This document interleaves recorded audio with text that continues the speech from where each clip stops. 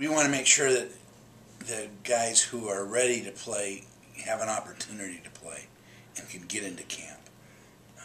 Then they're on their own, and anything can happen once you get there.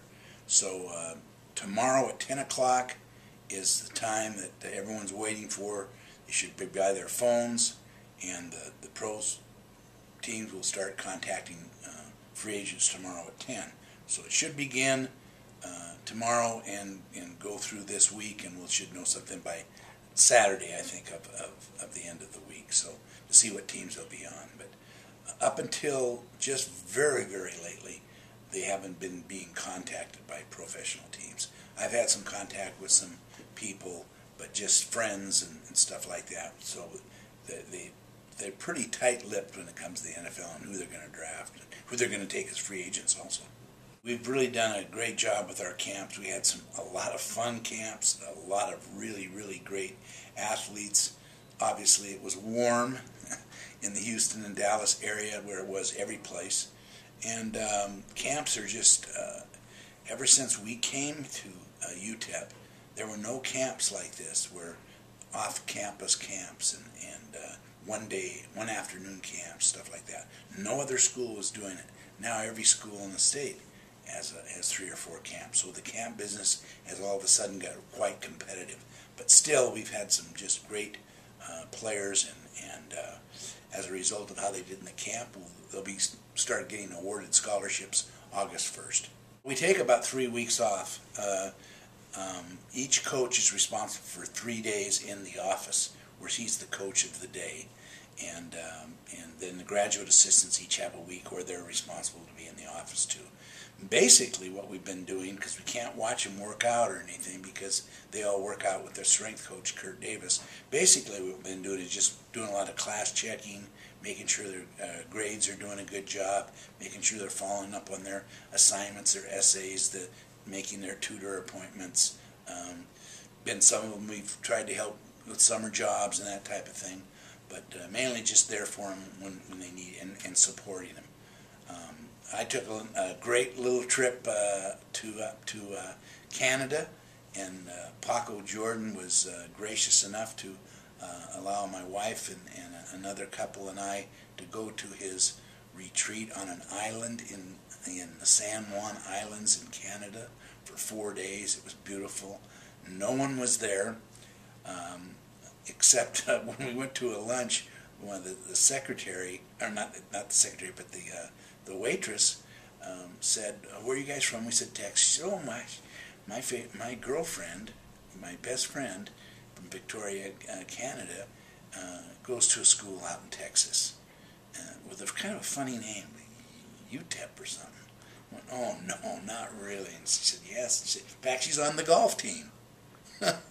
And so we kind of struck up a conversation. So it's a small world.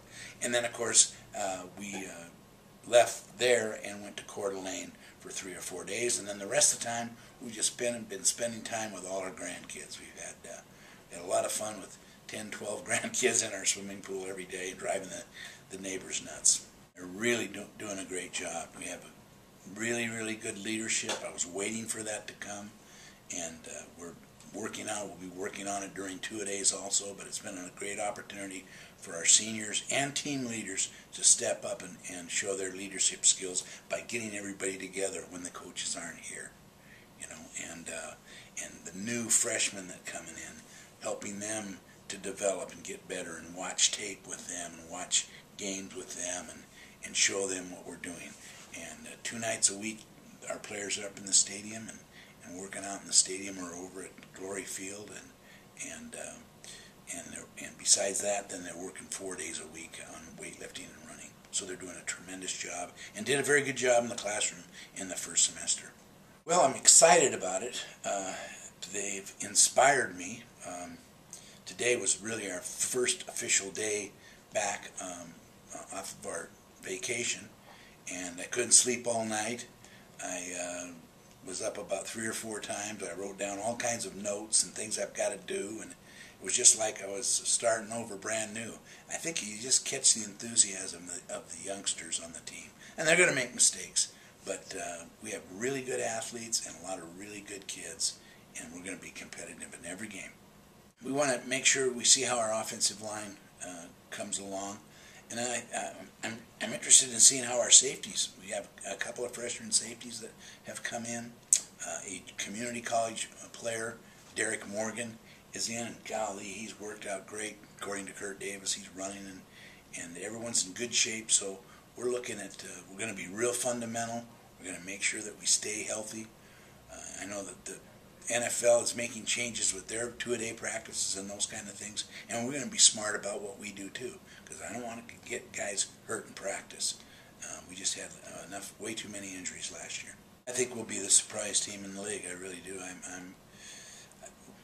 We just have too many good people in the program right now that are doing the right things on the field, in the weight room, off the field, in the classroom, for us not to be successful. We're going to be successful. We stay injury-free, we're going to have a chance to have a heck of a year. I'd like to see a couple of the it'll be interesting to see who the receivers are going to be that really end up being the stars. You know, we have some guys that are coming off of injuries that are really good, but we have some good young talent. I don't know how I'm going to get the ball to all the running backs that we have, because we've really got some great running backs. 3 guys, and then and then 2 other scholarship players behind them that are fantastic. Nathan Jeffries, broke Earl Campbell's records in high school, and he's just going to be a freshman redshirt this year for us. We have young linebackers that got a lot of work in the spring, that'll get a lot of work in the fall. We have old linebackers that are seniors, 3 of them that actually that were involved with injuries that didn't play, and Jeremy Springer, although he wasn't operated on, still played on a bad ankle all year. So we've got 4 guys at the linebacker position that are all veterans, played, know what they're doing, and then we have another 4 young kids that are rookies behind them, and then throw in 2 junior college players. So we're going to have good depth at the linebacker. Our line's going to be big up in the middle, huge guys in the middle with speed on the outside. That's how to build the defense, and that's the formula for success, I think, is big guys in the middle, speed on the outside, linebackers that can run and hit, corners that can play pass defense, and safeties that lay in. Greg Holland, one of our linebackers, probably won't play his senior year. I think the injury is just too serious, and he hasn't recovered like we thought he would. But other than Greg, and he's doing a great job scholastically, so he'll stay here this year and graduate. But everyone else should be raring